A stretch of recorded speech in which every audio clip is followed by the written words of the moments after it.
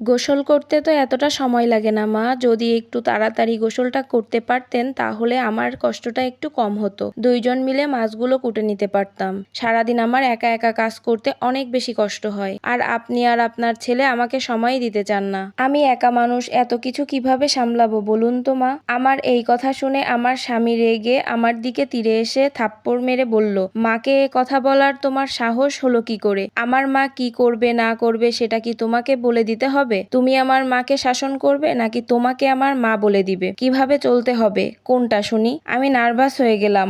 আমতা আমতা গলায় বললাম, আমি একটু অসুস্থ, তাই কোনো কাজই ঠিকমতো করতে পারছি না, কোনোভাবেই বসে থাকতে পারছি না। তাই মাকে বলছিলাম মাছগুলো দুজনে মিলে কুটলে হতো। আমি প্রতিদিন রান্না করার আগেই তোমাদের দুজনের খাবার চাই, আর তুমি অফিস থেকে এসে 10 মিনিট বসতে চাও না। আর আমার একা সবকিছু করতে তো একটু সময় লাগবে, তাই না? মা যদি আমাকে একটু কাজে সাহায্য করতো।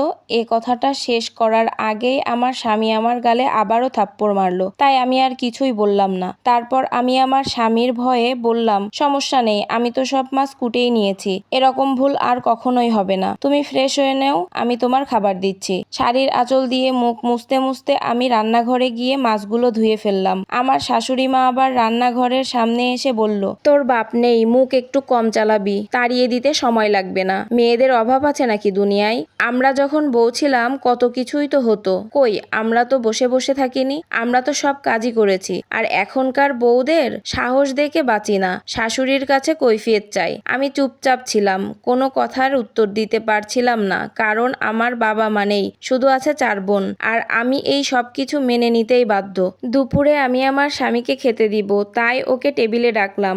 আমার স্বামী তার বান্ধবীর সাথে ফোনে কথা বলতে বলতে টেবিলে খেতে আসলো। আমার স্বামী আমার সামনে তার বান্ধবীর সাথে হেসে হেসে কথা বলছিল, কিন্তু আমি সরিনি। তাই আমার স্বামী রেগে গিয়ে বলল, সে যে ফোনে কথা বলছে, আমি কেন তার কথা শুনে দূরে সরে গেলাম না। এজন্য আমার স্বামী রেগে উঠে আমার চুলের মুঠি ধরলো। প্রাইভেট কথা বলছি বান্ধবীর সাথে, এতটুকু লজ্জা শরম নেই তোমার? সরে যেতে পারো না? কতবার ইশারা করেছি তোমাকে সরে যাওয়ার জন্য।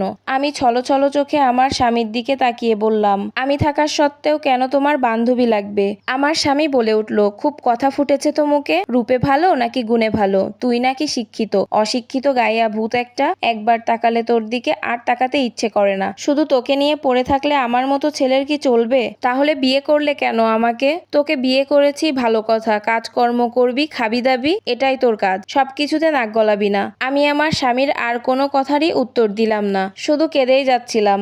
বিয়ের 2 বছর হতে লাগলো, চুপচাপ শাশুড়ি আর স্বামীর অত্যাচার খালি সহ্যই করে গেলাম। কাউকে আমি কিছুই বলি না, কাউকে আমি বুঝতেও দেই না কতটা কষ্টে আছি আমি এখানে। সবসময় সবাই জানে যে আমি রাজরানীর মতো এখানে আছি। আমার স্বামীর একদিন ছুটির দিনে আমার শাশুড়ি একদিন বাসায় ছিল না। আমার স্বামী তার বান্ধবীকে বাসায় ডাকলো। আমি ওর বান্ধবীকে দেখে ঘরে গেলাম। আমার স্বামী ওর বান্ধবীকে নিয়ে ড্রয়িং রুমে গিয়ে বসলো। আমি ওদের সাথে সাথেই গিয়ে হাজির হলাম। অনেক কিছু বলতে চাচ্ছি কিন্তু বলতে পারছি না আমার স্বামীর ভয়ে। আমাদের দুইজনের জন্য নাস্তা বানাও, আর এর মধ্যে কেউ যদি বাসায় চলে আসে তাহলে বলবা উর্মি আমাদের আত্মীয়, ও বেড়াতে এসেছে। এখন যাও তো, আমাদের সময় দরকার। আমি চোখের জল মুছে ঘরের ভিতরে চলে গেলাম। পরের দিন সকালে আমার শাশুড়ি স্বামী ঘুমাচ্ছিল। আমি কাউকে না বলে আমি আমার বাবার বাড়িতে চলে গেলাম। আমি আর আমার স্বামীর বাড়িতে ফিরে গেলাম না। আমার স্বামী তখন তার বান্ধবীর নেশায় মগ্ন, সে আমাকে কখনো খবরই নেয়নি। আমি তাকে ডিভোর্স লেটার পাঠিয়ে দিলাম। হয়তো ধারণা ছিল আমি গরিবের মেয়ে, তাই আমার তেজ উঠেছে, কয়দিন পরে হয়তো আমি ওদের কাছে ফিরে যাব। কিন্তু না, আজ 2 বছর হয়ে গেল আমি আর তার কাছে ফিরে যাইনি। এরপর আমি আমার পড়াশোনাটা চালিয়ে গেলাম, যাতে করে আমি নিজের পায়ে দাঁড়াতে পারি। আমি আমার পড়াশোনার পাশাপাশি একটা চাকরিও করছিলাম, আর নিজের খরচ নিজেই চালাতাম। এরপর বড় একটা কোম্পানির সাথে আমি যুক্ত হই। একদিন একটা ইন্টারভিউর জন্য আমার প্রাক্তন স্বামী অপেক্ষা করছিল, আর তার ইন্টারভিউ আমিই নিব। আমার স্বামী ভিতরে ঢুকে দেখে আমি ওর ইন্টারভিউ নেওয়ার জন্য বসে আছি। আমার স্বামী আমাকে দেখে চমকে গেল যে আমি এখানে কিভাবে এলাম। ও ওর ইন্টারভিউ শেষ করে বাইরে অপেক্ষা করছিল। ঘন্টাখানিক পর আমি আমার অফিস রুম থেকে বেরিয়ে আসলাম। তখন আমার প্রাক্তন স্বামী আমার হাত ধরলো। সে দ্রুত হেঁটে আমার মুখোমুখি আমার সামনে এসে দাঁড়ালো। আমি কিছু না বলে আগের মতো তাকিয়ে আছি। আমার প্রাক্তন স্বামী ঢোক গিলে বলল, একটু কথা বলতে পারি তোমার সাথে? বলো, তুমি এই জায়গায় কি করে এলে? তুমি এত বড় জায়গায় কিভাবে পৌঁছালে? আমি তখন হেসে বললাম, আমার এত বড় জায়গায় পৌঁছানোর সব থেকে বড় অবদান তোমার। তুমি যদি আমাকে অপমান না করতে, অশিক্ষিত না বলতে, অত্যাচার না করতে, আমি আমার লেখাপড়ায় আবার ফিরে আসতে পারতাম না, এত বড় অফিসারও হতে পারতাম না। আমি একেবারে অশিক্ষিতও ছিলাম না, আর তুমি সেটা জানতেও না, আর জানতেও চেষ্টা কখনো করনি। ভেবেছো গরিব বাবার মেয়ে আবার শিক্ষিত হয় নাকি? হ্যাঁ হয়। আমি যখন অনার্স সেকেন্ড ইয়ারে পড়ি তখন আমার তোমার সাথে বিয়ে হয়। তোমার মা সেটা জানবে। তোমার মার কথায় আমি পড়াশুনো বন্ধ করে দেই। ভেবেছিলাম সুন্দরভাবে সংসার করব, কিন্তু বারবার তোমরা দুজন আমাকে যেভাবে অপমান করতেছিলে, তোমাদের অত্যাচারে আমি হাঁপিয়ে উঠেছিলাম। ক্লান্ত হয়ে আমি তোমাকে ডিভোর্স দিয়ে দেই, আর আবার পড়াশুনোয় ফিরে আসি। আর অবশেষে আমার পরিশ্রমের ফল তো তুমি দেখতেই পাচ্ছ।